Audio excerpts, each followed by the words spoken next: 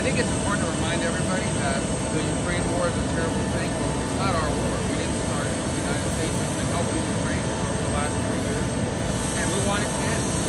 But it's not our war. I want everyone to understand that. And the reason why I make that point is the president has spent 87 days at the highest level of the government repeatedly making efforts to bring this war to an end. We are now reaching a point where we need to decide and determine whether this is even possible or not, which is why we're engaging both sides. As you know, Ambassador Witkoff has had not one, not two, but 3 meetings with Vladimir Putin that to determine the Russian perspective on this and understand what it would take for them to end it. We, General Kellogg, myself, and others have had repeated engagement with the Ukrainians. So we came here yesterday to sort of begin to talk about more specific outlines of what it might take to end the war. To try to figure out very soon, and I'm talking about a matter of days, not a matter of whether or not the war is going to be ended. If it can, we're prepared to do whatever we can to facilitate that and make sure that it happens and that it ends in a durable, just way. If it's not possible, and we're so far apart that it's not going to happen, then I think the president's probably at a point where he's going to say, well, we're done. You know, we'll do what we can. On the margins, we'll be ready to help whenever you're ready to have it. But we're not going to continue with this endeavor for weeks and months on end. So we need to determine very quickly now, and I'm talking about in a matter of days, whether or not this is doable over the next 2 weeks. If it is, we're in. If it's not, then we have other priorities to focus on as well. The State Department said yesterday that a framework that this is preventing war from Ukraine will be implemented. What does the framework say? What do you? Well, I'm not going to tell you what the framework says, because when you start negotiating these things with the media and so forth, they fall apart. And it's a broad framework. It's a framework that gets us into a position to see, look, they're going to be differences. No one's saying it's done in 12 hours. But we want to see how far apart it is and whether those differences can even be narrowed. It's possible to get moved within a period of time we have in mind. So we talked about outlines with both sides. I thought we had positive meetings yesterday. Obviously, the Ukrainians have to go back home. They have to run it by their president. They have to take into account their views on all of this. We hope to hear back from them very soon. But we need to figure out here now, within a matter of days, whether this is doable. It's important. Because if it's not, then I think we're just going to move on from our perspective. The president feels very strongly about that. He has dedicated a lot of time and energy to this. There are a lot of things going on in the world right now that we need to focus on. So this is important. There are a lot of other really important things going on that deserve as much, if not more, attention. So we want to do everything we can to be helpful. We had a good meeting yesterday. I thought the French, the British, the Germans were very constructive. They were very helpful. We thank them for hosting this. And hopefully we'll have another meeting early next week at some point where we'll have some more definitive answers about how close we are to actually making progress. But this isn't going to go on forever. Mr. Secretary, we also know in the conversation just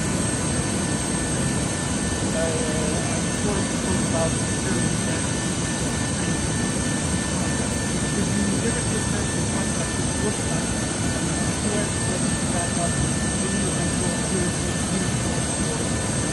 Well, that gets into a level of specifics that we're not ready to discuss publicly yet. Obviously, the term security guarantees came up because they come up in every meeting we've heard about it. It's not an illegitimate desire.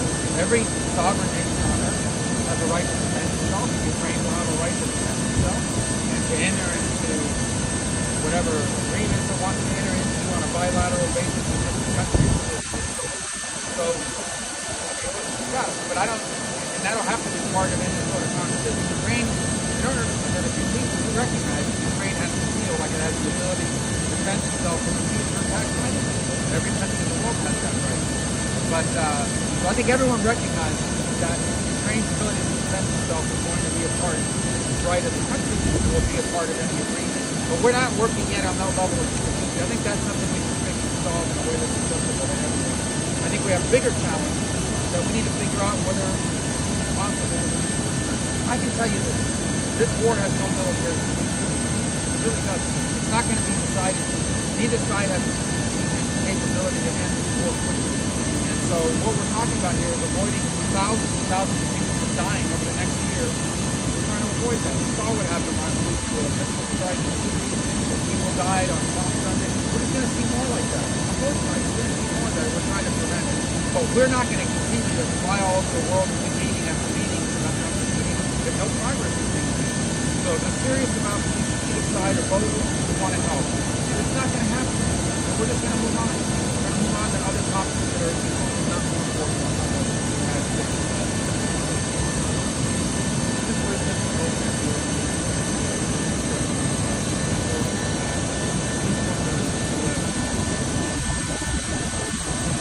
Well, it depends what the talk will be about.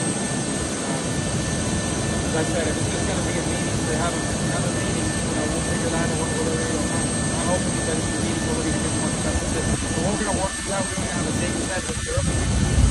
Obviously, we're having a holiday weekend, so we'll have to move around and get back.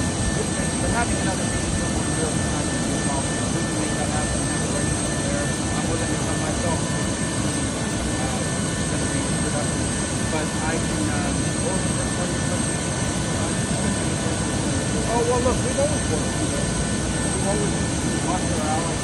I myself am at the overlord business with but also the Italians on the map. We had this conversation before. So they can offer the hosting yesterday. They were very helpful. We'd like to know if they can help us. I think the UK, France, Germany could help us move the ball on this and get closer to the resolution. I thought they were very helpful in constructing their ideas. So we welcome their input, we welcome their involvement. We think it's important. There are probably elements of this as well.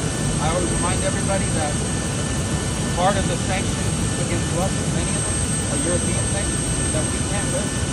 That's where we're going to be part of the deal. So they're going to have to be involved no matter what. If their conflict is happening in the country of Europe, so obviously European power will care deeply about what happens. We have a stake in which we recognize it. But in the end, I think we all want the same thing. I think from the U.S. perspective, we spent 3 years, billions of dollars, supporting the Ukrainian side. But now we've reached a point where we have other things we have to focus on. We're prepared to be engaged with them as long as it takes. There's not indefinitely, not without progress. This is not possible. We're going to need to move on. I think the President feels strongly that we've dedicated this tremendous. We've done more in 80 days than Biden ever did with this war. So we've dedicated almost the entire President of the United States office at the highest level possible, trying to achieve a peace. And if it's going to happen, we want to help. But if it's not going to happen, we need to know now because we have other things we have to deal with. Secretary James Boston. In terms of your discussion with Foreman and Lavrov yesterday, what is the indication that on the proposed they had accepted the framework fire already in terms of now you're discussing why you called them? Look, I spoke to Mr. Lavrov yesterday because when we have these kinds of meetings, it's important for you to communicate to the other side. Otherwise, they don't know what happened. Now they're relying on rumors or whatever's out there. So I spoke to him very directly. I said, we had a meeting today. The Ukrainians proposed an outline. We didn't go into specificity about it, but I think he has an understanding of some of the elements of it. I'm sure he does. I said we thought it was constructive. We thought it was positive. There was nobody rejected anything. Nobody got up from the table or walked away. They're going to go back to their capital, spend a few days falling over it, come back to us early next week. And also wanted to know that the French and the British and the Germans were very constructive in helping. That was the gist of the conversation. And I think it's important when you're dealing with things like this, especially with the Russians, we just haven't communicated with for 3.5 years. I think it's important that that communication happens.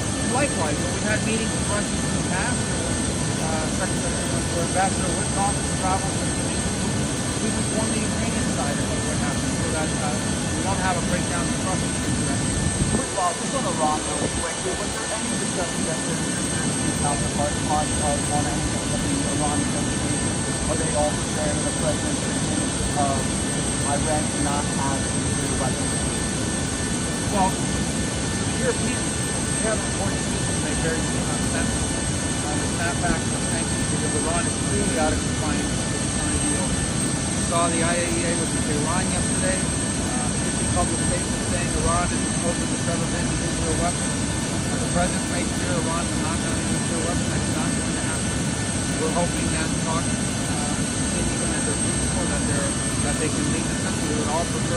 peaceful resolution. And the lasting one, it has to be something that actually has to prevent Iran from having a nuclear weapon now, but for 12, not just for 10 years, for it is in the life.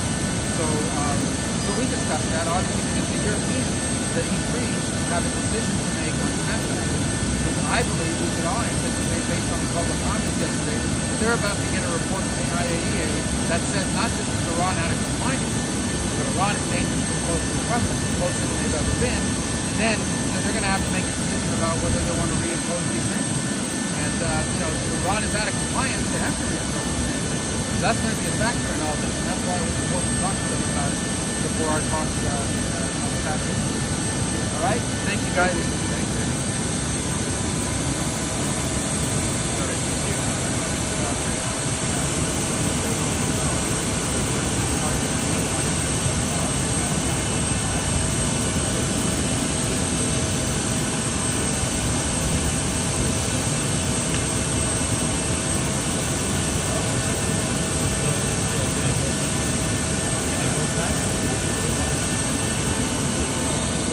All sound good?